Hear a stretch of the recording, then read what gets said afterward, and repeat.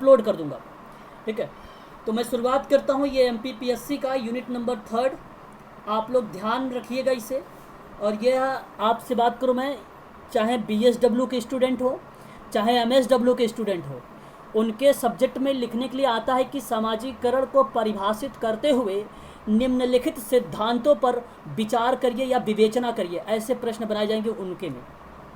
लेकिन यहाँ से अगर MPPSC की बात करें या UGC नेट की बात करें, तो यहाँ से जो प्रश्न बनते हैं तो कहता है कि सामाजिकरण की परिभाषा निम्नलिखित में से किस विद्वान ने कहा है कि मानदंड, रीति रिवाज, परंपराएं, संस्कृति इत्यादि शामिल है सामाजिकरण में, ये कौन सा विद्वान है। इस तरीके का भी UGC में प्रश्न बनता है, उसके नाम से लेकर पूछ लेता है। कूले जी का जो CH कूले, जिसको आप बोलते हो चार्ल्स H कूले, इनका बहुत ही फेमस है। समूह की बात करूँ तो ये प्राथमिक समूह में आते हैं, और ये प्राथमिक समूह सन 1909 में इन्होंने इसके बारे में प्रतिपादन किया था, प्राथमिक समूह के बारे में। द्वितीयक समूह में किंग्सले डेविस का नाम आता है। ये सारे प्रश्न बनते हैं NTA UGC नेट में और MPPSC में। ऐसे प्रश्न बनता है कि निम्नलिखित में से बताइए प्राथमिक, या पूछ ले कि आत्मदर्पण का सिद्धांत किसने दिया है, या कह दे प्राथमिक समूह या आत्मदर्पण का सिद्धांत किसने दिया है, तो आप लोग कहना CH कूले ने दिया है। यहाँ पर वो जवाब आपका सही माना जाएगा फिर ऑप्शन में। चलिए, यही ऐसी प्रश्न का पैटर्न बनता है। आप UGC का नेट का एग्ज़ाम देने जाएंगे तो आपका ऐसे प्रश्न मिलेंगे आप सबको। मैं ये टॉपिक करवाने के बाद प्रैक्टिस भी करवाता हूँ। प्रैक्टिस के लिए 8 बजे से क्लास होती है। कितने बजे से? 8 PM। प्रैक्टिस के लिए 8 PM क्लास होगी, तो उसको ज्वाइन करिए। थ्योरिकल के लिए MPPSC की बात अगर मैं करूँ अभी हाल ही के बात में, तो इसके लिए आप 6:15 यानी 6:15 पर आप ये स्टार्ट कर सकते हैं ये क्लासेस। हालांकि मैं 6 बजे से भी स्टार्ट कर देता हूँ, 6 से लेकर 6:15 के बीच में ही रखता हूँ। और आप लोगों की आज क्लास थी इसलिए 15 मिनट मैंने थोड़ा सा डिले कर दिया है, ठीक है ना। चलिए, बाकी बताइए, इतनी बात समझ में आ रही है तो मैं स्टार्ट करूं। सामाजिकरण क्या चीज़ होता है बताइए एक बार, बोलिए, शुरुआत करें सामाजिकरण। चलिए, सिंपल भाषा में अगर कहा जाए कि अगर आपसे कोई व्यक्ति पूछ ले कि भाई बताइए सोशलाइजेशन होता क्या है, व्हाट इज सोशलाइजेशन, कोई व्यक्ति अगर पूछ ले आपसे, तो क्या जवाब देंगे आप लोग सोशलाइजेशन के बारे में? क्या कोई बता सकता है सामाजिकरण के बारे में? चलिए मैं बताता हूँ, ध्यान सुनिए। जब हम किसी समाज की, या हम समाज में जब उसकी रीति रिवाज, संस्कृति, परंपरा, मानदंड, प्रथा इत्यादि के बारे में जब हम कोई चीज़ सीखते हैं, वह एक प्रक्रिया कहलाती है सामाजिकरण। साधारण शब्दों में, क्यों रट्टा मारना? रट्टा मारना ही नहीं आप लोगों को, सिंपल बात कि आप ये ध्यान से सुन लीजिए एक बार कि व्यक्ति समाज के रीति रिवाज, परंपराएं और संस्कृति और उसके सामाजिक गुण जब सीखा जाता है, वही सामाजिक गुण को हम लोग कहते हैं सामाजिकरण या सोशलाइजेशन बोलते हैं। उसी को हम लोग सोशलाइजेशन बोलते हैं। मैं स्टार्ट करता हूँ, ध्यान से सुनिएगा मेरी बात को आप लोग, ठीक है। सामाजिकरण होता क्या है? देखिए, मानव शिशु जब जन्म लेता है तो वह लोगों के साथ कैसे व्यवहार करे या उसके प्रति अचेत रहता है, किंतु सीखने की क्षमता युक्त रहती है।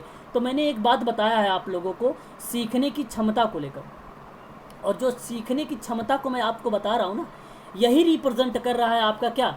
सामाजिकरण। अब जरा देखिए कैसे कह रहा है कि यदि वह सामाजिक संपर्क के द्वारा सामाजिक संस्कृति हो या मूल्य हो या प्रतिमान हो या विश्वास हो या प्रथा हो, मैंने देखो यही सारी शब्द बोले थे आप लोगों से, आदि के गुणों को अगर सीखता है तो वह कहलाता है आपका सामाजिकरण। इतनी बात याद कर लो और कभी नहीं भूलोगे। सामाजिक संपर्क के द्वारा जो समाज की संस्कृति है, जैसे संस्कृति कुछ कल्चर होते हैं, कुछ वैल्यूज़ होते हैं, उसके कुछ एथिक्स होते हैं। एथिक्स का मतलब आचार संहिता की बात करूँ, नैतिकता की बात करूँ, प्रतिमान की बात करूँ, कुछ उसके विश्वास होते हैं, कुछ प्रथाएं होती हैं समाज में, और यही सब चीज़ सीखता है एक व्यक्ति समाज में रहकर, और यही जो सीखने की प्रक्रिया कहलाती, सामाजिकरण कहलाती है। बस सीखने को, इसी की प्रक्रिया को क्या कहते हैं? सामाजिकरण कहते हैं।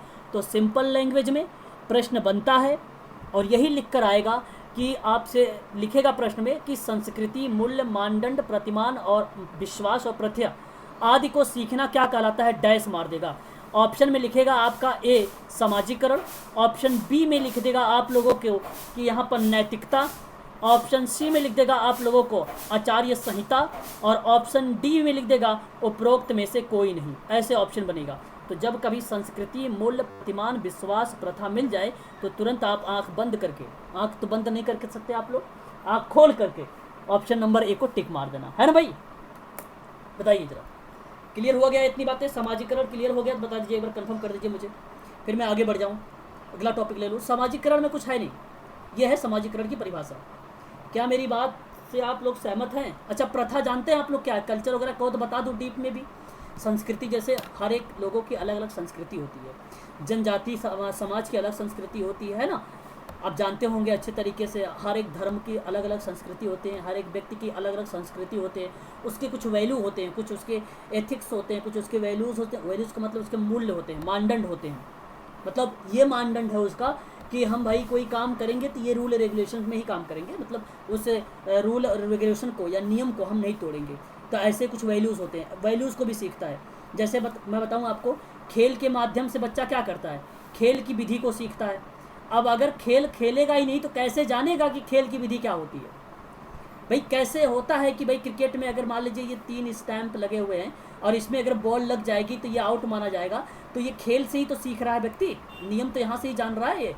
तो इसके मूल्य होते हैं, वहाँ पर रूल रेगुलेशन जान जाता है, प्रतिमान जान जाता है, विश्वासों को सीखता है, प्रथाओं को अर्जित कर लेता है, कुछ गुणों को अर्जित करता है। जैसे आप अगर अच्छा गुण करेंगे तो अच्छा, इसीलिए पुराने बुजुर्गों लोगों ने क्या कहा, पुराने में पुरानी कहावत क्या है भाई, बताइए जरा मुझे, किसी को पता है कहावतें? कि अच्छे लोगों के साथ रहोगे तो अच्छा व्यवहार सीखोगे, भूल गए हो आप लोग? बुरों के साथ रहोगे भाई गलत व्यवहार सीखोगे, है ना? ऐसा कहा जाता है कि नहीं कहा जाता है? तो जाहिर सी बात है भाई, है ना? तो यहाँ पर गुण सीखना, जैसे आप अगर आप मान लीजिए सामाजिक कार्यकर्ता के ग्रुप से जुड़े हो तो सोशल वर्कर के बारे में ही सीखोगे। मैं आप लोगों को यहाँ पर टेग्नामेंट्री नहीं पढ़ाऊँगा भाई कि साइन थीटा क्या है, कोसेक थीटा क्या है, और आपको ये सारी चीज़ें नहीं बताऊँगा। इसके लिए अगर आप लोग आए हैं तो मैं आप लोगों से कहूँगा भाई लेफ्ट कर जाना, और आप लोग इसके लिए कोई दूसरा यूट्यूब चैनल देखिए, वहाँ पर बहुत सारे यूट्यूब चैनल मिलेंगे, आपको मैथ वगैरह बता देंगे वो। मेरा काम यहाँ पे है सिर्फ सोशल वर्क के बारे में पढ़ाना, सामाजिक कार्यकर्ता के बारे में ही मैं आप लोगों से सिर्फ जिक्र करता हूँ, ठीक है? तो ये चीज़ें आप लोगों को ध्यान रखना है। तो यहाँ पे कुछ गुण होगा तो आप सीखोगे कैसे? मेरे से सीखोगे, जो चीज़ें मैं बताऊँगा उसको सीख लोगे आप लोग। तो ये सामाजिकरण के माध्यम से सीख रहे हैं, इसी को बोलते हैं गुणों को सीखना, ठीक है भाई? तो ये चीज़ें हैं, आप लोग इन सारी चीज़ों को ध्यान में रखना है। बाकी अगर मैं आगे की बात करूँ, यहाँ पे देखिए लिखा हुआ है कि इस तरह से सामाजिकरण सीखने की एक प्रक्रिया जिसके द्वारा शिशु व्यक्ति सामाजिक मूल्यों और प्रतिमानों को सीखता है, जिसका परिणाम सामाजिक संस्कृति प्रणाली के रूप में होता है। कहने का तात्पर्य क्या हुआ मेरा ये, कि जब कभी आप कोई जैसे प्रथा, मूल्य, मानदंड इत्यादि चीज़ें सीख गए आप, तो ऐसे में आप क्या करते हैं कि एक व्यक्ति के बारे में तो सोच रहे हैं आप, एक शिशु के बारे में ही तो सोच रहे हैं, उसी का तो मूल्य के बारे में बात कर रहे हैं, उसी के प्रतिमान की बात कर रहे हैं, उसी का ही जितनी एक्टिविटीज़ हो रहा है। तो एक अच्छा, अब मैं अगर यहाँ पर बोला हूँ कि शिशु और व्यक्ति को लेकर, तो आप ये ना सोचिए कि केवल केस वर्क ही मैं रिलेट कर रहा हूँ। तो यहाँ पर केस वर्क आप लोगों के माइंड में आना चाहिए ये बात कि ये केस वर्क हो रहा है, मतलब किसी एक व्यक्ति पर काम हो रहा है। तो यही काम जो होता है तो ग्रुप वर्क में भी हो जाता है, यही काम कम्युनिटी वर्क में भी हो जाता है। तो तीनों में, जैसे ये प्राथमिक प्रणाली है समाज कार्य की, एक फ्रीडलैंडर फेमस विद्वान है, उसने प्राथमिक प्रणाली और द्वितीयक प्रणाली को डिवाइड किया था 2 भागों में। इसको आप ध्यान में रखिएगा। और प्राथमिक प्रणाली में आता है केस वर्क और समूह कार्य जिसको आप बोलते हो ग्रुप वर्क, और थर्ड आता है कम्युनिटी ऑर्गेनाइजेशन जिसको आप बोलते हैं सामुदायिक संगठन।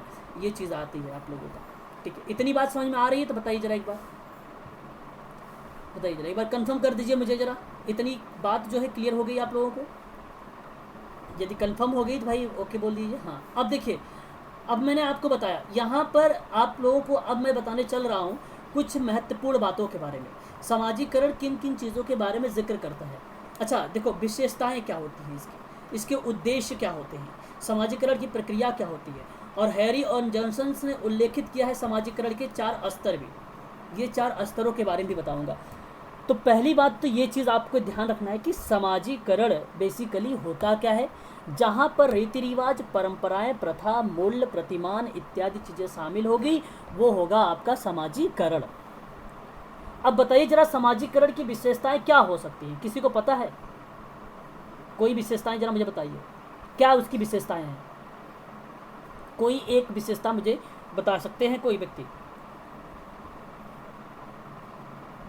यदि आती है तो ठीक है, नहीं आती है तो ये भी बोल दीजिए कि सर नहीं, आप ही बता दीजिए। बाकी मैं जिंदाबाद हूँ, है कि नहीं?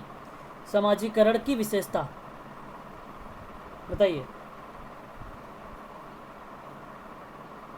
बोलिए भाई।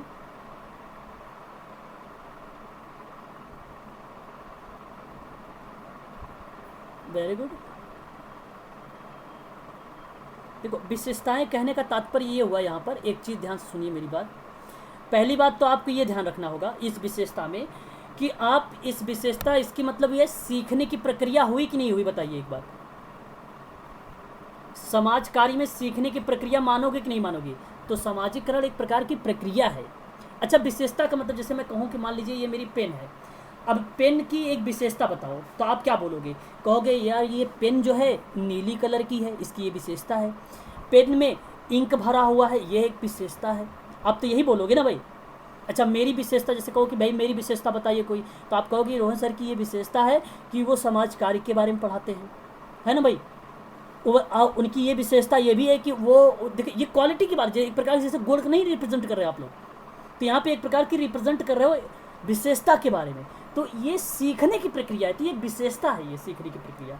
और अच्छा, अब आप बताइए, क्या सीखने का जो प्रक्रिया होता है ये कोई लिमिटेड समय होता है कि आप 5 साल तक ही सीखोगे, 15 साल तक ही सीखोगे, 20 साल तक सीखोगे? बताइए, क्या ये लिमिटेड है सीखने की प्रक्रिया? नहीं ना, जीवन पर्यंत सीख सकते हो। क्यों राम सिंह सर, है कि चले गए हो?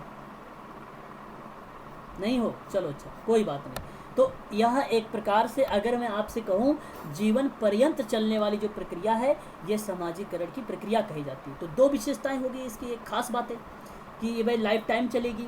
अच्छा, इसमें एक बात और ध्यान रखना कि इसमें संस्कृति का आत्मवास होता है, आत्मसात होता है। आत्मसात का मतलब होता है समावेशन। क्या होता है? समावेशन, संस्कृति का।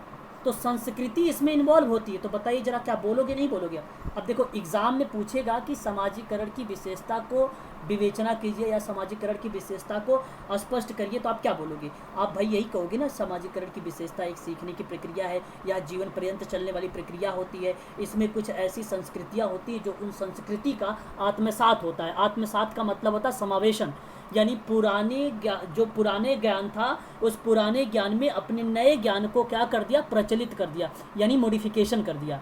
जैसे मैंने कहूँ कि मान लीजिए रिसर्च कर रहे हो शोध, और इस शोध के दौरान आपने कोई रिसर्च निकाला और आपको मिला एक नया आइडिया मिल गया। अब इस नए आइडिया को पुराने वाले आइडिया में मॉडिफिकेशन कर दिया, मतलब बदलाव कर दिया। भाई जैसे नहीं होता है कि आपके पास अगर पुराना कोई जूते का डब्बा पड़ा हुआ है, डब्बा समझ रहे? डब्बा का मतलब समझ रहे नहीं आप लोग? जूते का कोई पुराना डब्बा है, तो अब आपने क्या किया? उस डब्बे को उठाया और उस डब्बे को, भाई पुराना काफ़ी टाइम से पड़ा हुआ था, अब इसको मॉडिफिकेशन कर दिया और इसको बना दिया फ्लैश कार्ड। इसको बना दिया फ्लैश कार्ड। फ्लैश कार्ड का मतलब होता है जिसे 6x6 से बना दिया, और इस पर बना दिया आपने एप्पल फ्लैश कार्ड पर। ये एक तो पहली बात, ये देखो ठोस बन गया, ये ठोस हो गया ना। दूसरी बात, यहाँ पर आपने चित्र बना दिया। अब इस फ्लैश कार्ड के माध्यम से बताइए, जो स्पेशल बच्चे होते हैं, जो दिव्यांग बच्चे होते हैं, उन बच्चों को पढ़ा सकते हो कि नहीं पढ़ा सकते हो? देखो बेटा, ये देखो एप्पल है, ये देखो बेटा एप्पल क्या होता है? लाल कलर का होता है, ये एप्पल खाया जाता है, ये मीठा होता है। इसकी विशेषता बताना शुरू कर दोगे नहीं? ये आत्मसात किया कि नहीं? पुरानी चीज़ें थी डब्बा, और पुराने को आपने नया बना दिया और ये फ्लैश कार्ड में मॉडिफिकेशन कर दिया। तो ये हो गया संस्कृति। ये मैंने एग्जाम्पल दिया है आपको कि संस्कृति का आत्मसात होता है, इसमें मॉडिफिकेशन भी होता है इसमें, है ना? बात समझ में आ रही नहीं आ रही? बताइए। अच्छा, ये एक चीज़ बता दूँ, ये बेसिकली जो होता है ये गत्यात्मक प्रक्रिया होती है। गत्यात्मक का मतलब जानते हैं आप लोग? डायनेमिक होता है ये डायनेमिक प्रोसेसेस मानी जाती है। ये सारी की सारी विशेषताएं होती है, ये अभी मैं आप लोगों से जिक्र करूंगा आगे। तो इतनी बात आप ध्यान में रखिएगा। आज आप लोगों ने ये सीख लिया कि सामाजिकरण की परिभाषा क्या है, और आपने साथ ही साथ ये भी थोड़ा सा सीख लिया कि इसकी विशेषता क्या होती है। तो ये दोनों चीज़ें आप ध्यान रखिएगा, सामाजिकरण में बहुत इंपॉर्टेंट है। और मैं आगे अब लेता हूँ परिभाषाओं को, अब क्लियर करूँगा आप लोगों की यहाँ पर क्या सामाजिकरण के बारे में।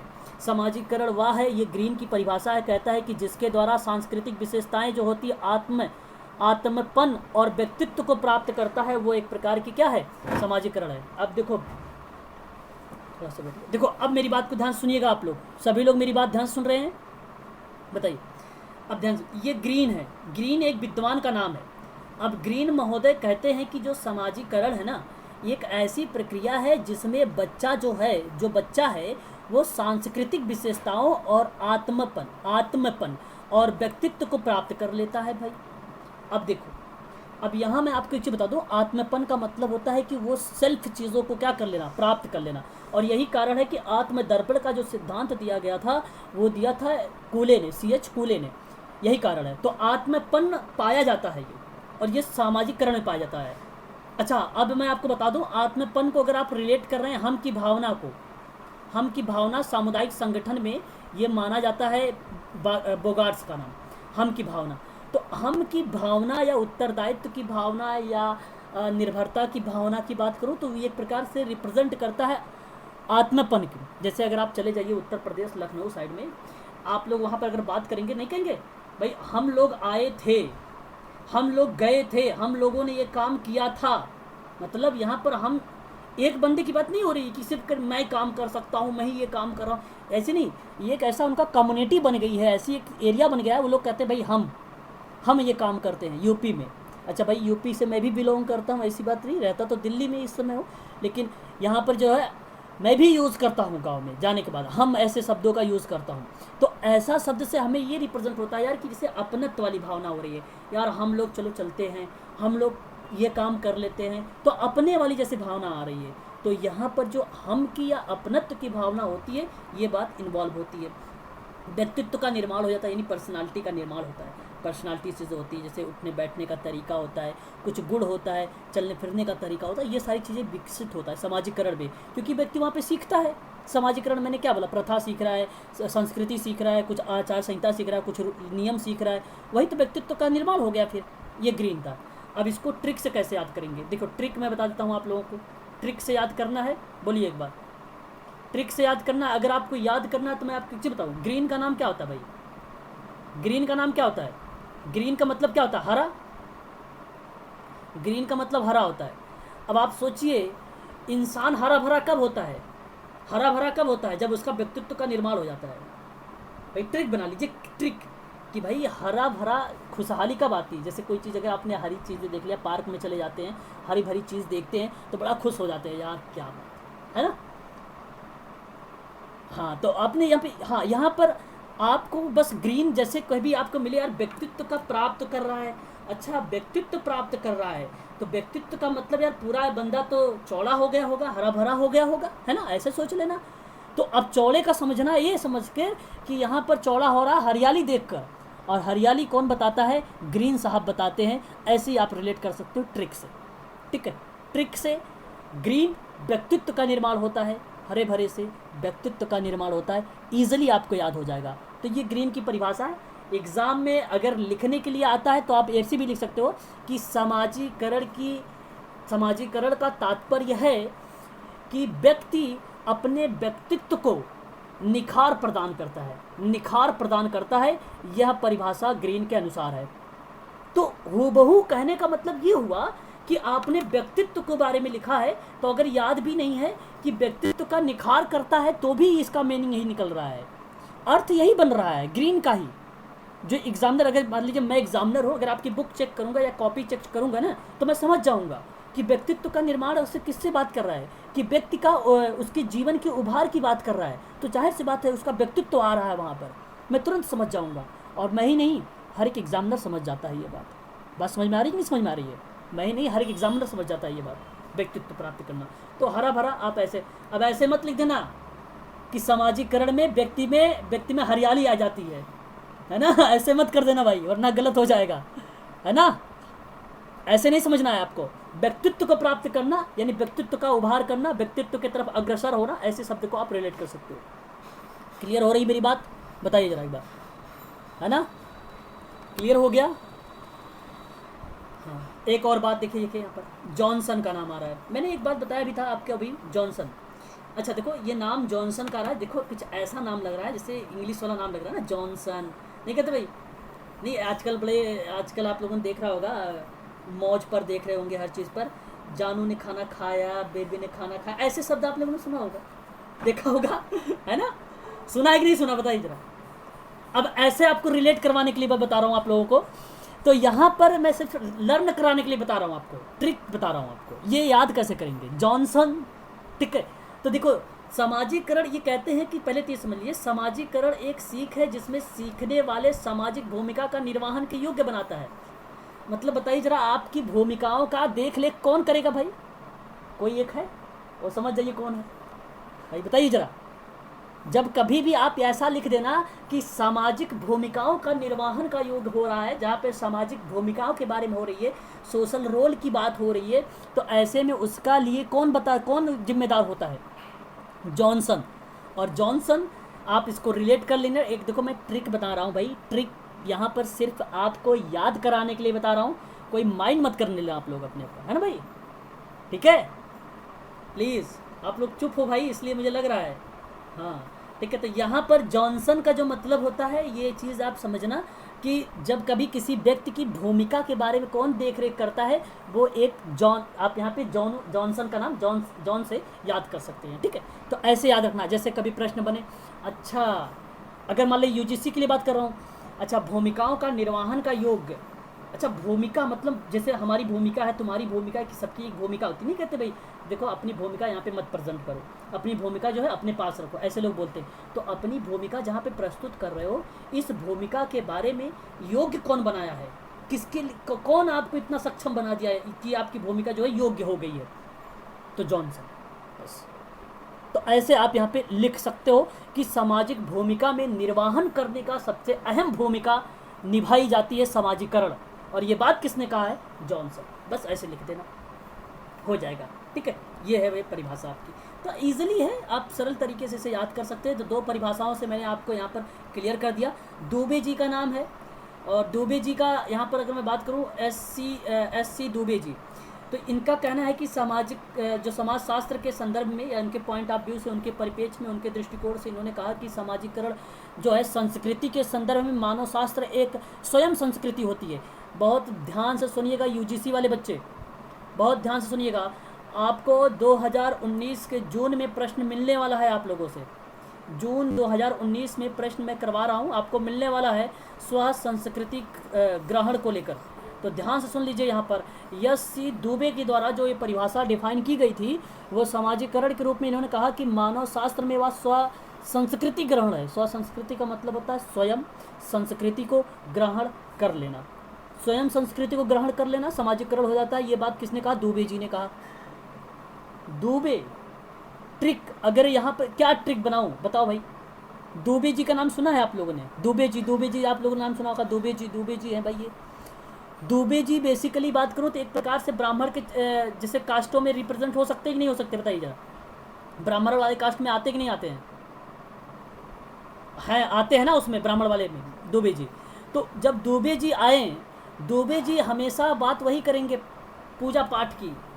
हाँ, हमेशा दुबे जी यही बात करेंगे भैया कि भैया अपने नियम में रहिए, अपने कायदे कानून में रहिए, है ना दुबे जी, है ना। तो संस्कृतियों को हमेशा रिलेट करवाएंगे वो दुबे जी, संस्कृति की बात करते हैं हमेशा, जहाँ पहुँचेंगे तहाँ दुबे जी वही। आपने कितने लोग देखते हो भाई, एक सीरियल आता है भाभी जी घर पर हैं, एक सीरियल आता है, कोई देखता है भाई? नहीं देखा होगा, नहीं देखते हो कोई बात नहीं, देख लेना, देखा नहीं। उसमें एक जैसे एक व्यक्ति, एक तो मिश्रा है ना, वो तो मिश्रा को छोड़ दीजिए, एक व्यक्ति है टीचर उसमें रहता है, तो हमेशा सबको ज्ञान देता रहता है, ये क्या है ना, वो हमेशा ज्ञान ही देते रहते हैं। तुम्हारे अंदर कोई संस्कार नाम की चीज़ है, ऐसे बोलते रहते हैं, वो अध्यापक हैं वो उसमें, तुम्हारे अंदर कोई संस्कार नाम की चीज़ नहीं है, इस तरीके के जो शब्द है वो यूज़ करते हैं। तो आप ऐसे याद करिए कि वो दुबे जी हैं, और वो हमेशा कहते हैं संस्कृति को ही, हमेशा किसको रिप्रेजेंट करेंगे? वो संस्कृति को ही कहेंगे, भैया तुम्हारे अंदर जो स्वयं संस्कृति ग्रहण है उसको करो। और ये दुबे जी का कहना है स्टेटमेंट को, बस सिंपल लैंग्वेज में आप इसको ऐसे भी याद कर सकते हो। ठीक है, दुबे जी का, ठीक है, तो याद रखिएगा। बाकी आगे चलते हैं, हम लोग आगे बढ़ते हैं। ठीक है भाई, तो अच्छा आगे देखिए, यहाँ पर कुछ चीज़ें और लिखी हुई है कि मनुष्य में जन्मजात विशेषताएँ होती, सॉरी यहाँ पे देखिए, मनुष्य में जन्मजात विशेषताओं का अभाव पाया जाता है। देखो यहाँ कहने का तात्पर्य ये हुआ कि मनुष्य में जो जन्मजात होता है ये सामाजिकरण की विशेषताओं का अभाव होता है। अब ये ज़रूरी आप मत कह देना कि भाई संस्कृति तो हमने पहले ही बता दिया कि ये तो रीति रिवाज, प्रथा और समाज के मूल्य से आप सीखते हो, तो अब ऐसे मत कहना यार उसका पापा जो है, उसका फादर जो है बड़े सभ्यता वाला व्यक्ति है, तो उसका बेटा भी हो सकता है सभ्यता वाला ही निकले। ऐसा तो हो नहीं सकता। तो यहाँ पर ये जन्मजात विशेषताओं का अभाव, अभाव का मतलब कम है, तो कहने का मतलब ऐसा कुछ नहीं है कि अभाव का मतलब कमी भी रिप्रेजेंट कर सकते हैं, है ना। हाँ, कुछ लोग कहते हैं भाई ये तो अपने पिताजी को पढ़ गया है। अब पढ़ने का मतलब ये कि जैसा उसका पिताजी चलते हैं, जिस शिष्टाचार या जिस रूल रेगुलेशन नियम पर, उसी रेगुलेशन नियम पर अगर उसका बेटा चलता है तो ये एक प्रकार से अपवाद मिल जाता है, अरे यार चलो तो अपने बेटे पर गया है ना, जैसा बाप वैसा बेटा, है ना। कुछ तो ऐसी भी कंडीशन हो जाए बाप कुछ और जाए बेटा कुछ और निकल जाए, है ना, ऐसा होता ही नहीं होता है।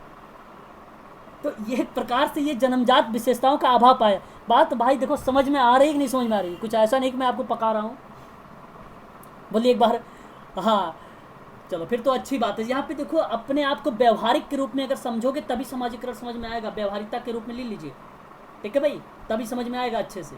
और यदि आप ऐसे करोगे कि चलो पढ़ना है ना, तो बोर भी होगा और याद भी नहीं होगा, पक्का बता रहा हूँ, गारंटी ले रहा हूँ मैं, बस ऐसे। तो जन्मजात का अभाव पाया जाता था, अब ये कॉमन सेंस है, ये चीज़ आप जानते हैं। इसलिए सामाजिकरण के माध्यम से ही समाज के बारे में सीखता है और उसी के अनुरूप व्यवहार करता है। देखिए एक मिनट, स्क्रीन ऊपर चली गई थोड़ा सा, है ना, थोड़ा सा, एक मिनट। तो यह एक प्रकार का, अगर मैं आपसे बात करूं तो यहाँ पर मैं बात कर रहा था आप लोगों से किसके बारे में, कि अनुरूप जो व्यवहार है वो समाज में सीखता है, ठीक है ना।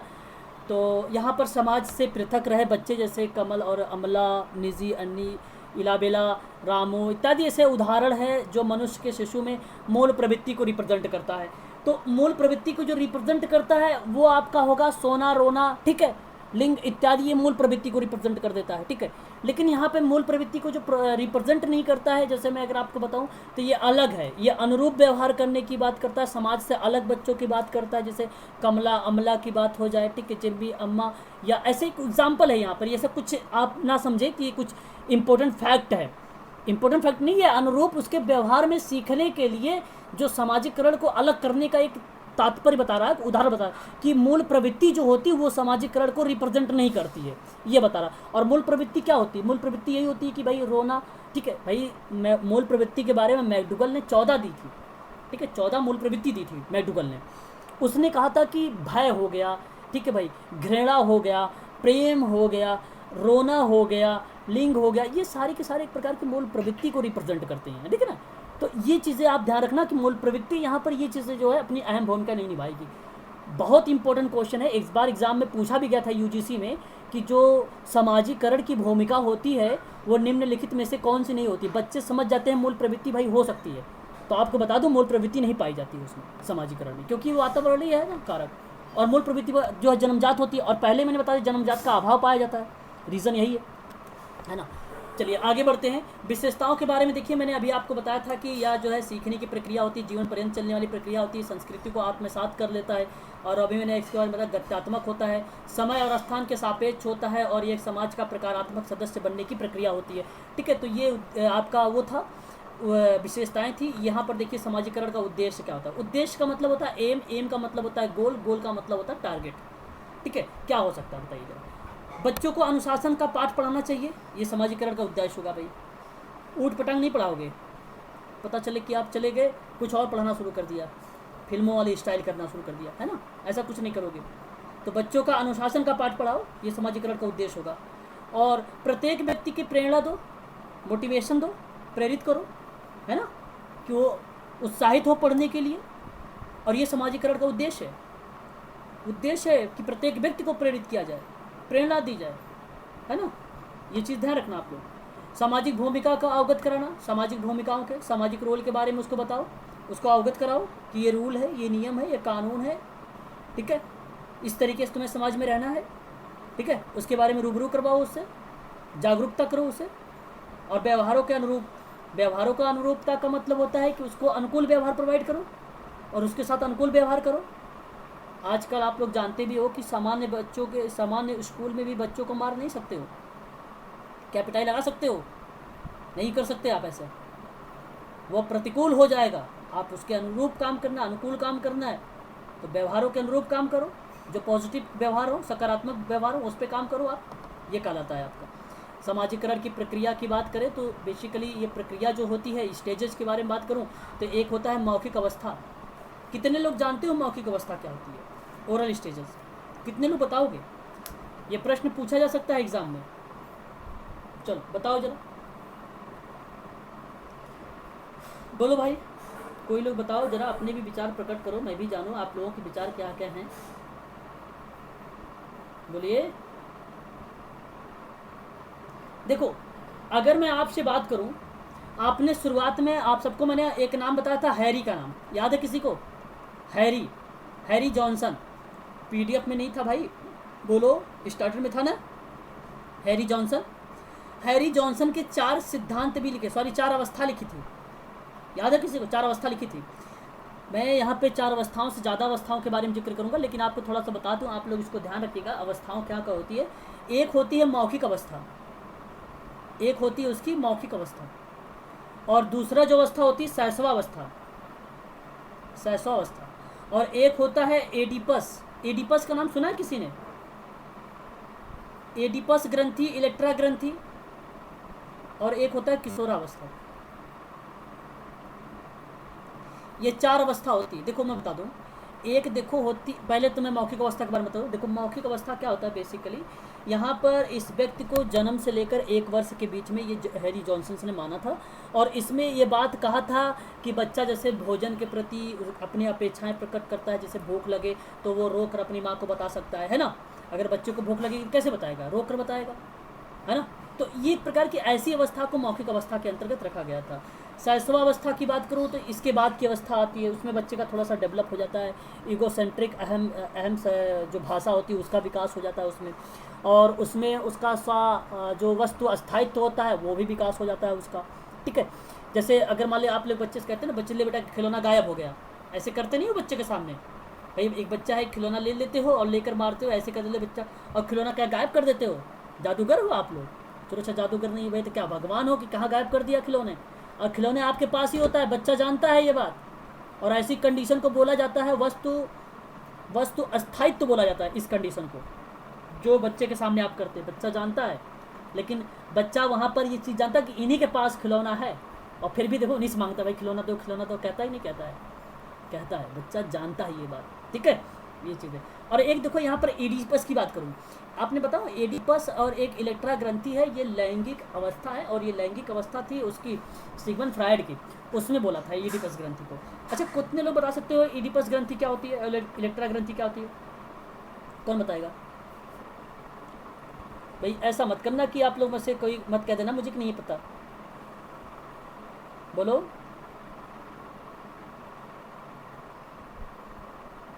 देखो अगर कोई लड़का है और उस लड़के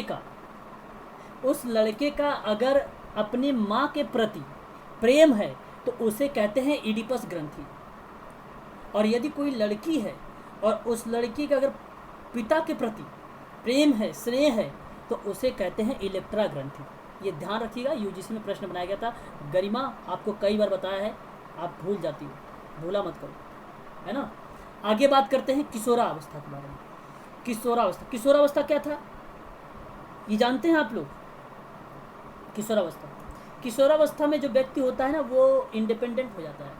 अब मैं तो स्वतंत्र हो गया भाई, मैं अपनी जीवन खुद देख सकता हूँ, अपनी जीवन भी संभाल सकता हूँ, मुझे कोई समझाने वाला नहीं है, मैं किसी की बात समझूंगा नहीं। ये किशोरावस्था की है। बच्चा कॉलेज जाने लगता है, अपने आप को तुर्रम खान समझने लगता है, सब कुछ मैं हूँ, ऐसी कंडीशन उसके अंदर आना शुरू हो जाती है। तो ये किशोरावस्था की स्टेज होती है। ऐसा देखा होगा कि नहीं देखा होगा आप लोग बताइए। एडोलसेंस एज में ऐसा होता है कि नहीं होता है? इसमें व्यक्ति जो होता है एक जैसे अगर मैं बात करूँ तो सबसे ज़्यादा क्वेश्चन, अगर कोई क्वेश्चन बनता है तो साथियों से बनता है, और साथी जैसे लड़की अगर है तो लड़कों से मित्रता करने लगती है, और जो लड़का है वो लड़कियों से मित्रता करने लगता है। ये किशोरावस्था में करता है। प्रश्न बनता है एग्ज़ाम में, प्रश्न बनता है ऐसे, है ना। तो ये चीज़ें भी आपको ध्यान रखना है, ठीक है। ये सारी चीज़ें, तो ये 4 थी, जॉन और हैरिसन का नाम, ये 4 स्टेजेस थी, या ध्यान रखना आप लोग। तो देखिए पहली स्टेज वही थी जिसमें आप बताया कि यहाँ पर देखो भूख कष्ट अगर होता है उसे कुछ तो रो कर वो रिप्रेजेंट करता है, तो यह एक प्रकार की मौखिक अवस्था कहलाती है, ये समाजीकरण की अवस्था होती है। दूसरी बात करता हूँ तो यहाँ पे देखिए शैशव अवस्था आती है। शैशव अवस्था 1.5 से लेकर 2 वर्ष के बीच में होती है, ठीक है। तो इसमें क्या होता है, तो जैसे मैंने अभी आपको बताया भी था ना कि एक खिलौना ले लो, खिलौना लेकर आप फेंक दो उसको और बताओ ये चीज़ें, तो मैंने रिप्रेजेंट बताया था। तो ऐसी स्टेजेस में यहाँ पर देखने को मिलती है। तो जैसे बच्चे अपने कपड़े गंदा कर देते हैं, शौच इत्यादि से संबंधित जो है समस्याएं देखने को मिलती है, ठीक है ना। इसमें कोई बच्चा अगर कोई गलत काम करता है तो उसको डांट मिल जाती है, अगर अच्छा काम करता है तो उसके मम्मी पापा क्या कहते हैं, अरे वाह बहुत अच्छा काम किया बेटा, बहुत बढ़िया काम किया है, उसको प्रेम मिल जाता है, स्नेह मिल जाता है। तो ये काम कहाँ पर मिल रहा है, शैशव अवस्था में देखने को हमें ये सारी चीज़ें मिलती है, ठीक है। तो ये साइकोलॉजी के पार्ट है, तो इसको आप लोग ध्यान रखिएगा थोड़ा सा, है ना। और अगला बात मैं करता हूँ तो देखो तदात्मीकरण की स्टेजेस क्या होती है। तदात्मी का मतलब यहाँ पर बात करें तो 12 से 13 स्टेजेस की होती है। जिससे अगर मैं बताऊँ, जैसे बाल्यावस्था का नाम आपने सुना होगा, तो ये प्रकार से ये रिप्रेजेंट कर देता है 12 से 13 अवस्था की एज के लिए, ठीक है, 4 से 12 के लेकर। तो इस अवस्था में क्या होता है, इस अवस्था में बच्चा क्या करता है, अपने भाई बहन के साथ खेलना शुरू कर देता है, मित्रों के साथ खेलना शुरू। आपने छोटे छोटे रहे होंगे 10 साल के या 12 साल या 8 साल के, तो आप लोगों ने गांव में चोर सिपाही खेला होगा, गांव में क्यों शहर में भी खेलते हैं लोग, है ना। पारिवारिक कुछ नियम होते हैं, उसको मानने लगते हैं भाई, है ना, कि भाई आपको समय पर घर पे आ जाना, 6 बजे के बाद घर से बाहर नहीं रहना है। तो ये सभी के सभी बाल्यावस्था स्टेजेस दिखाते हैं, तदात्मी अवस्था इसको कहा जाता है, ठीक है। इसकी जो आयु होती है वो होती है 4 से लेकर 12 वर्ष की आयु होती है। तो ये सारी बातें आप लिख सकते हो। देखो यहाँ पे लिखा हुआ है कि पारिवारिक नियम को मानना, व्यवहार के बारे में, पुत्र पुत्री भाई बहन और मित्र सहपाठी के रूप में अपनी जो सारी गतिविधियाँ होती है उसको मानने लगता है, भावनाओं का विकसित करने लगता है, ठीक है। और अंतः क्रियाओं के बारे में भी वहाँ पे सहयोग देता है, भावनाओं का विकास कर लेता है, सहयोग लगाव प्रेम विरोध इत्यादि चीज़ों का क्या होता है, विकास होना शुरू हो जाता है। ये तदात्मी में आता है। तदात्मी का मतलब होता है बाल्यावस्था, ठीक है। तदात्मी का मतलब होता है बाल्यावस्था, ठीक है, ये आपको ध्यान रखना है। आगे बात करते हैं किशोरावस्था में। आप जानते हैं भली भांति तरीके से, यहाँ पे देखिए व्यक्ति में क्या होता है, शारीरिक परिवर्तन होते हैं, ठीक है ना। अच्छा, अभी मैं एक और आप लोगों को क्लास आज मैंने PDF दिया है UGC वाले बच्चों को। भाई आप लोग में से कितने लोग देखो, मैंने यौवन अवस्था को लेकर दिया है, यौवन अवस्था देख लिया है आप लोगों ने PDF? हाँ, यहाँ से आपको बता दूँ एग्ज़ाम में प्रश्न आया है। भाई साहब बता रहा हूँ कि सोशल वर्क कहता है कि व्यक्ति के व्यवहार को समझो, व्यक्ति की मनोविज्ञान को समझो, व्यक्ति का मन को समझो, व्यक्ति चाहता क्या है उसके बारे में समझो, उसकी आवश्यकता क्या है उसको सोचो और उसके आधार पर उसकी सहायता करो। यह है मेरा उद्देश्य। लेकिन मैं हो जाता हूँ असफल। एक्चुअली क्या था, मैंने अपने हमारे एक मित्र हैं, है ना, कुछ इनके एक पर्सनल समस्याएं थी और उनकी समस्याओं को सुलझाने की मैं कोशिश कर रहा था। उनकी समस्याएं मैं समझ रहा था, ये समस्याएं हैं पर्सनल। लेकिन जब मैंने उनके परिवार से बात किया तो वहाँ से मुझे कुछ पॉजिटिव उत्तर नहीं मिले, सकारात्मक निगेटिव उत्तर मिले। और इससे क्या होता है, सोशल वर्कर के क्या होता है कि थोड़े से उसके अंदर वो चीज़ें आ जाती हैं कि भाई अब मैं क्यों बार बार ऐसी चीज़ों को रिपीट करूँ ना, ऐसा काम नहीं करना। लेकिन मैंने अभी भी हार नहीं मानी है। सोशल वर्कर का यही काम है, उसके अंदर का जो व्यवहार है उस व्यक्ति का उसको बदल दो, उसके व्यवहार को बदल दो, यही तो काम है आपका।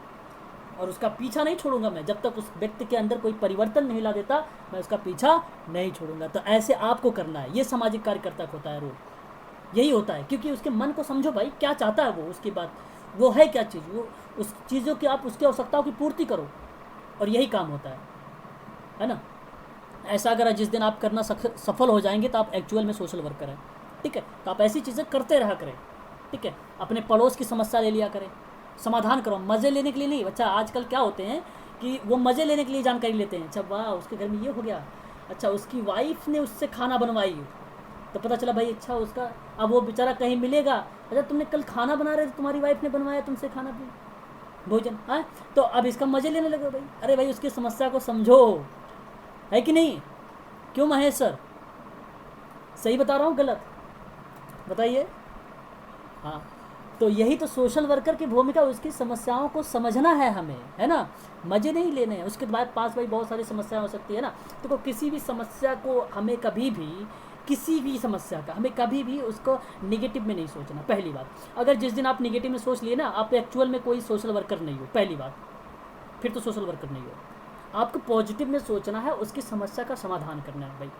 समस्या सोचो यार, कभी हो सकता है आपके ऊपर कोई गाज गिरे, कभी कोई समस्या आए, तो उस समस्या का समाधान करो।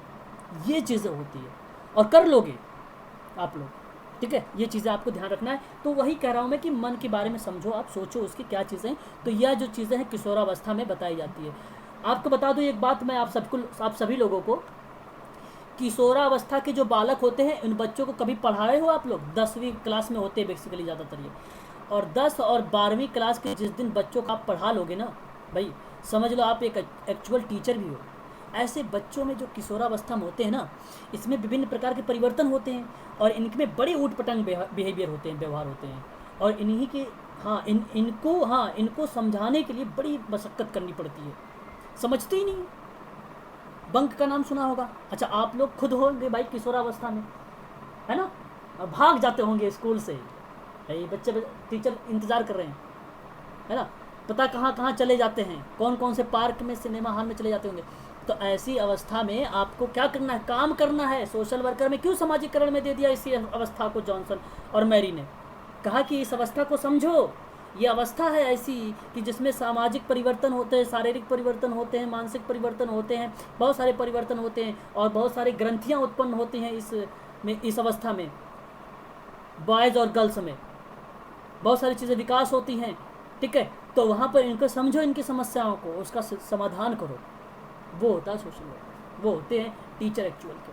तो उन लोगों को पढ़ा दो, हो गया भाई आपका। तो यही था जॉनसन और मैरी का स्टोरी था ना, सरल है, कुछ टफ नहीं है इसके बारे में, है ना।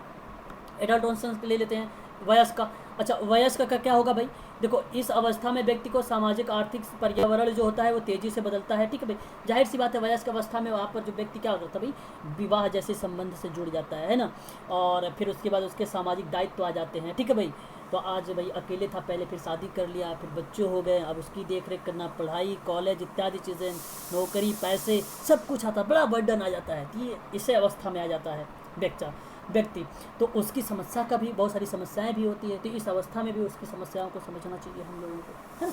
तो यहाँ पर ये वयस्कावस्था के बारे में बात कर रहा है, ठीक है। आगे हम बात करते हैं वृद्धावस्था। फिर उसके बाद वो व्यक्ति क्या धीरे धीरे वृद्धावस्था में हो जाता है।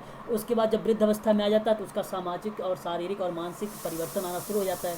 अच्छा हिंदुओं में बहुत मैंने कहावत सुनी है कि जैसे जैसे हिंदुओं में बुजुर्ग लोग वृद्ध होते हैं, उनके जो माइंड होते हैं आउट ऑफ कंट्रोल होते जाते हैं।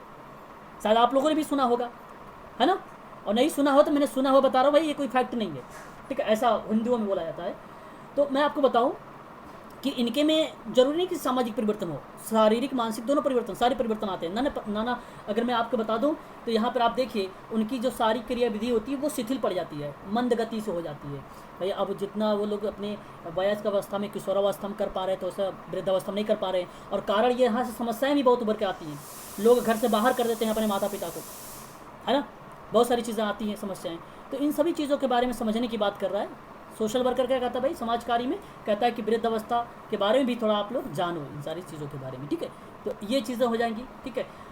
उसके बाद हम बात कर लेते हैं, देखो यहाँ पर मैंने हैरी एंड जॉनसन की स्टेजेस बताई थी 4, और ये देखो मैं बता चुका हूँ मौखिक और शैशवा और एडिपस और किशोरावस्था, ये बता चुका हूँ आप लोगों को, है ना। अब इसकी कुछ एजेंसियाँ होती हैं। एजेंसी का मतलब जानते क्या होती है? एजेंसी का मतलब आप ये मत समझो कि कोई ऐसी एजेंसी ओपन हो जाए भाई, जियो की एजेंसी, एयरटेल की एजेंसी, ये एजेंसी नहीं है, ठीक है। यह एक ऐसी एजेंसी है जहाँ पर संस्थाओं के रूप में एक समाज कार्य के रूप में कार्य किया जाता है।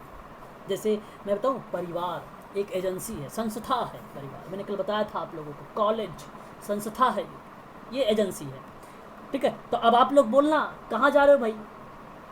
कॉलेज में जा रहे हैं, तो कॉलेज में नहीं तो आप ऐसे बोल सकते हो अच्छा एजेंसी में जा रहे हो, तो वो आपको कह देगा भाई ये कहाँ से व्यक्ति आया, कहाँ से पकड़ के आया है ना, ऐसा से बोल देगा वो। लेकिन आप लोग बोल सकते हो, आप लोग जानकार हो, बोल सकते हो कि भाई परिवार भी साथ साथ एक एजेंसी है, एक कॉलेज भी एजेंसी है, संस्थाएं हैं। मैं आपको बता भी चुका हूँ इसके बारे में अच्छे तरीके से।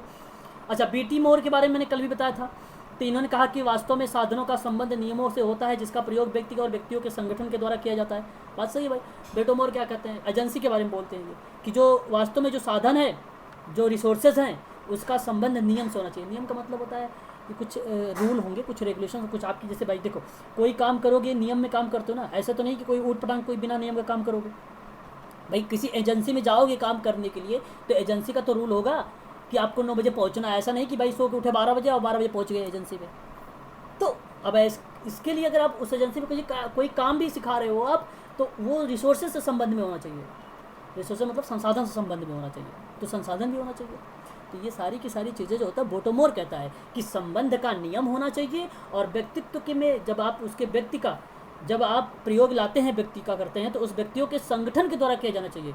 आप इंडिविजुअल कार्य करोगे तो जब अगर वहाँ पे ज़रूरत पड़ेगी आपको, तब आप उसके घर का जाके सर्वे करिए, और नहीं तो आप संगठन के ही माध्यम से करिए। और जो भी काम करें आप एजेंसी के माध्यम से ही काम करिए, ठीक है। तो संगठन भी एक प्रकार के एजेंसी का ही पार्ट बन जाता है, ठीक है।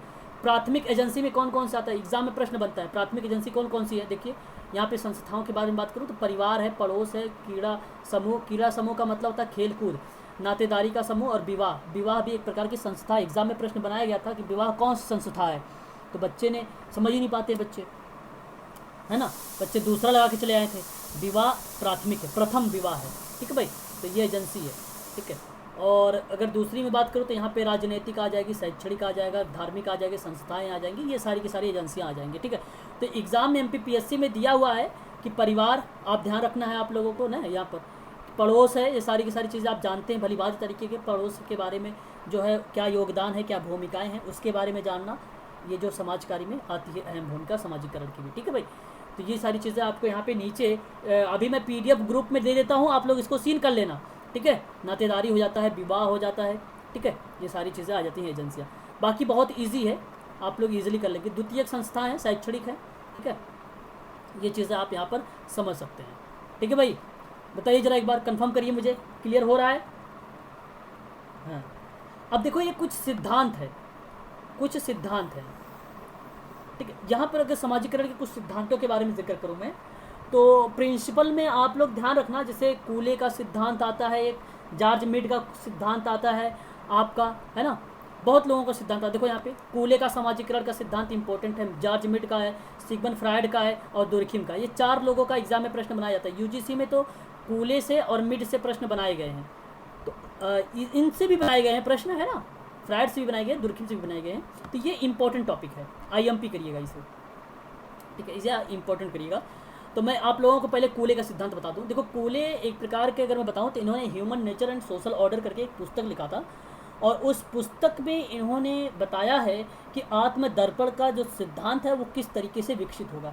तो जैसे व्यक्ति और समाज को पृथक वैज्ञानिक विवेचना नहीं की जा सकती है, बल्कि समाज के संपर्क में आने से व्यक्ति का आत्म का विकास होता है। तो वही कहा गया कि जैसे व्यक्ति समाज में गया और उसका स्वयं का विकास हो गया, तो वह सीधे सीधा आत्म दर्पण का दर्शन हो गया। और यही आत्म दर्पण का जो दर्शन है वो human nature and social order के किताबों में C.H. कूले जो अमेरिकी विद्वान थे, इन्होंने इस चीज़ के बारे में जिक्र किया है। तो इतनी बात आप लोगों को ध्यान रखना। यहाँ से मैं बताऊँ बहुत इंपॉर्टेंट है। किताब का नाम पूछता है तो human nature and social order, और अगर आपसे पूछता है किताब के साथ साथ इसमें क्या भूमिकाएं हैं, तो इसमें कहना है कि जब व्यक्ति समाज में जाता है तो वह स्वयं से सीखता है, तो वहाँ पे आत्म उसका दर्पण का जो आत्म का जो विकास हो रहा है, स्वयं का जो विकास हो रहा है, उसी प्रक्रिया को कहा गया है आत्म दर्पण का दर्शन का सिद्धांत। तो प्रश्न ये भी बनता है कि बताइए आत्म दर्पण का जो सिद्धांत है वो किसने दिया है, तो C.H. कूले ने दिया है। इतनी बात ध्यान रखना है, UGC में पूछा जाता है, ठीक है भाई। यहाँ पर देखो अच्छा लिखा भी है, आत्म दर्पण का सिद्धांत के नाम से भी जाना गया है, ठीक है। और कभी कभी एग्जाम में ऐसे मिल जाता है लुकिंग ग्लास सेल्फ, तो एग्जाम में ये एग्जाम में भाई प्रश्न बना हुआ है, क्यों बना है गरिमा जी, बनाया कि नहीं बना, बताइए जरा। लुकिंग ग्लास सेल्फ बनाएंगे ये प्रश्न, तो लुकिंग ग्लासेस सेल्फ जब बने तो भी यही चीज़ है। बात एक याद रखना कि व्यक्ति समाज में गया और वहाँ से सीखा, वही आत्मदर्पण है। सिंपल, पूरी कहानी क्यों याद करना मेरे भाई, मत याद करो, सिद्धांत याद हो जाएंगे समाजीकरण के। स्टोरी बस आप मेन कीवर्ड को पकड़ो। कहानी बनाने में तो महारत हो यार आप लोग, इंडिया है ही, वैसे ही कॉपी करने में भारत, दूसरे देशों से अपने देश में कॉपी कर लेता है, वैसे तुम भी कॉपी करा करो। मैं जितने शब्द बना के बोलता हूँ उसमें समाज की मुख्य धारा से जोड़ना, मेरा तात्पर्य क्या है, मेरा ये चीज़ें क्या है, बस मेरे से सीखो, कॉपी कर लो, मेरा ईजिली कर लोगे आप लोग। बशर्ते आप एक ही बात ध्यान रखो वहाँ पर, ठीक है, कि जब व्यक्ति समाज में गया तो स्वयं का वो कर लिया। और यहाँ पे उसका स्टेटमेंट है और ये कहता है कि अंतःक्रिया, अच्छा भाई जाहिर सी बात है। अब यहाँ पे सोचिए ज़रा एक बार, जब व्यक्ति समाज में जाएगा, स्वयं का विकास करेगा, तो उसकी अंतःक्रिया विकास होगी ना, स्वयं का विकास हो रहा है ना उसका, तो उसी को बोलता है अंतःक्रिया बोला जाता है, बस वहाँ पे चिंतन करना शुरू कर दिया, विवेचना करना शुरू कर दिया, वाद विवाद करना शुरू कर दिया, तर्क वितर्क करना शुरू कर दिया, स्वयं का निर्णय लेना शुरू कर दिया। तो ऐसी प्रतिक्रियाएं जो देख रहे हैं आप लोग, वो आत्मदर्पण दर्शन का ही सिद्धांत है, और यही बात C.H. कूले का अकॉर्डिंग कहा जा रहा है।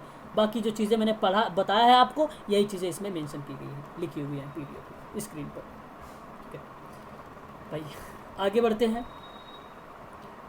और कूले का देखो यहाँ पर मैंने बताया, देखो स्वयं एवं समाज का जुड़वा है, self and society are twins बॉन्ड। ये अगर आपसे प्रश्न बने तो भी आप इसे लगा देना। बस जब कभी सेल्फ का नाम आए, ठीक है, सेल्फ ग्लासेस का नाम आए, आत्म दर्पण का नाम आए, आत्म का कभी भी नाम दिखे आपको, और साथ में सोसाइटी भी लिखी रहे और साथ में ट्विन बॉन्ड्स भी लिखा रहे, तो आप इजीली करें। देखो क्योंकि अभी एक और शब्द मिलने वाला है चार्ल्स कूले का, थोड़ा सा मैं अंतर बता देता हूँ ताकि आप इजीली कर लो। ठीक है, तो अच्छा यहाँ पर देखिए इन्होंने तीन चीज़ें बताई थी इसके बारे में, है ना, कि मैं गर्व करता हूँ या मैं ग्लानि हूँ, यही स्वयं है। इन चीज़ों पे निष्कर्ष निकाला था, बाकी चीज़ें पढ़ने की ज़रूरत नहीं है आप लोगों को, है ना। अच्छा यहाँ पे देखो रॉबर्ट बिस्ट्रिक का अकॉर्डिंग इसने प्रस्तुत क्या किया है कि मैं वह नहीं हूँ जो, अच्छा मैंने अभी हाल ही में आप लोगों के साथ बता रहा था, आप लोगों को याद आ रहा है आप लोग, मैं बताइए जरा, महेश बताइए जरा, याद आ रहा है आप लोगों को? मैंने यही बताया था कि मैं वह नहीं हूँ जो मैं सोचता हूँ, मैं वह भी नहीं जो आप मेरे बारे में सोचते हैं, मैं वह हूँ जो आप मेरे तथा मेरे जो मैं अपने बारे में सोचता हूँ। ये मैंने एक स्टेटमेंट बताया था। ऐसे स्टेटमेंट पहली बात तो आपको बड़ा कंफ्यूज करो, क्या मैं, क्या वो, ये फलाना ठिकाना, कंफ्यूज हो रहे होंगे, है ना, कि मैं कैसे इसको समझूंगा। आप मेरी बात को समझो, मैं वह नहीं हूँ, मैं वह नहीं हूँ जो मैं सोचता हूँ। मतलब सलमान खान की मूवी देखा है, मैं जो मैं बोलता नहीं वो मैं डेफिनेटली करता हूँ। सुना है नहीं सुना है? बहुत फेमस डायलॉग है भाई उसका। देखो मैं वह नहीं हूँ कि जो मैं सोचता हूँ, तो थोड़ा सा सोचो एक बार कि मैं वह नहीं हूँ जो मैं सोचता हूँ। फिर तुम क्या हो भाई, तुम तो अपने आप में लग रहे हो कुछ तुर्रम खान होंगे, ऐसा कुछ लग रहा होगा। फिर मैं वह भी नहीं हूँ जो आप मेरे बारे में भी सोचते हैं। लो भाई, मतलब तुम हो क्या? देखो यहाँ पर एक व्यक्ति के बारे में क्या क्या बातें की जा रही है। एक तो मैं खुद कह रहा हूँ, एक मान लीजिए कोई व्यक्ति मेरे सामने खड़ा है, मैं कह रहा हूँ कि मैं वो नहीं हूँ जो तुम मेरे जो मैं सोच रहा हूँ, और प्लस में मैं वो भी नहीं हूँ कि जो तुम मेरे बारे में भी सोच रहे हो। तो मैं वह हूँ जो आप मेरे और मैं अपने बारे में सोच रहा हूँ। देखो यहीं से आपकी स्टोरी जो है बनती है कि मैं वह हूँ जो आप मेरे और मैं अपने बारे में सोचता हूँ, अपने बारे में। यहाँ मैं शब्दों का जो रिप्रेजेंट हो रहा है, इस मैं शब्दों पर आप बल दीजिएगा तो आप इजीली समझ में आ जाएगा। बल का मतलब होता है कि यहाँ पे मैं पर आप पुश मत करिए, बल का मतलब उसके बारे में थोड़ा सा सोचिए, बल दीजिए सोचने का, तो ऑटोमेटिक यहाँ पर वो चीज़ें निकल के आएगी। और ये बिरिस्टिक का स्टेटमेंट है, ध्यान रखिएगा, ये चीज़ें एग्ज़ाम में प्रश्न बनता है। मैंने अभी एक बार गया था वहाँ पे पेपर देने, तो नहीं, हाँ, वहाँ पे एक बार प्रश्न बनाया गया था, उससे संबंध में आया था, क्या नाम है, इसी से जॉर्ज क्या नाम था इसका, बिरिस्टिक से प्रश्न आया था वहाँ पर, और वो यही लिखा हुआ था, पूरा स्टेटमेंट ही लिख दिया था। बताइए ज़रा ये स्टेटमेंट किसका है? तो जॉर्ज मिड का भी ऑप्शन में था, बिरिस्टिक का भी नाम था, कूले का भी नाम था। ठीक है, जॉर्ज, देखो यहाँ पे जॉर्ज मिड का नाम आता है। इसकी थ्योरी क्या थी भाई? इसकी थ्योरी एक बार समझ लीजिए। ये थ्योरी क्या कहता है? ये कहता है, इसकी किताब थी mind self and society. Mind self and society समाजीकरण के सिद्धांत में ये कहता था, केवल इसने बोला था कि आत्म विकास के लिए मैं और मुझे, बस आई एंड मी शब्द का प्रयोग किसने किया है? मैं और मुझे शब्द का जो सिद्धांत है ये किसने प्रयोग किया है? जॉर्ज मिड ने किया। अच्छा ये क्या था जानते हो आप लोग? जिसे इसमें वो चीज़ें थी कि व्यक्ति का जो आत्म समुचित विकास था, उसमें लोगों की सामान्यकृत व्यवहार के बारे में बात की, मतलब सामान्यता व्यवहार के बारे में बात हो रही थी। सामान्यता मतलब एकदम नॉर्मली बिहेवियर की बात हो रही थी, सामान्यता। तो वो बात थी यहाँ पे समाजीकरण के सिद्धांत में इसका। ठीक है, आई एंड मी क्या, ठीक है। इसका देखो 3 है, नकल करने का, नाटक करने का, खेल की अवस्था, ये चीज़ें आ जाती हैं। मैं, मुझे एवं स्वयं, तो देखो ये ध्यान रखना, ये जॉर्ज मिड का, I me and self, George Mead, याद रखना। I am okay not okay, ये कौन बताएगा? थ्योरी किसने दिया है? आप लोग बताइए जरा, कौन बताएगा? नहीं पता ना? चलिए, आई am okay, I am not okay. Thomas, है? चलो देखो, आज के लिए जो हमने क्लास, अच्छा, आज के लिए जो हमने क्लास रखा है भाई, ठीक है, आज के लिए हमने जो क्लास रखा है ये यहीं तक के है, ठीक है भाई, यह यहीं तक की है, ठीक है। और इस क्लास को अब जो है यहीं पर मैं करूँगा ऑफ, ठीक है भाई, ठीक है, बहुत बढ़िया। तो यहाँ पर आप लोगों का ये क्लास हो गई समाप्त। कोई डाउट वगैरह है तो आप लोग मुझसे पूछ सकते हो। क्लियर? अगर कोई डाउट है, किसी का कोई डाउट बन रहा है पूछिए ज़रा। कोई डाउट अगर बन रहा है आप लोगों का तो आप मुझसे पूछ सकते हैं भाई।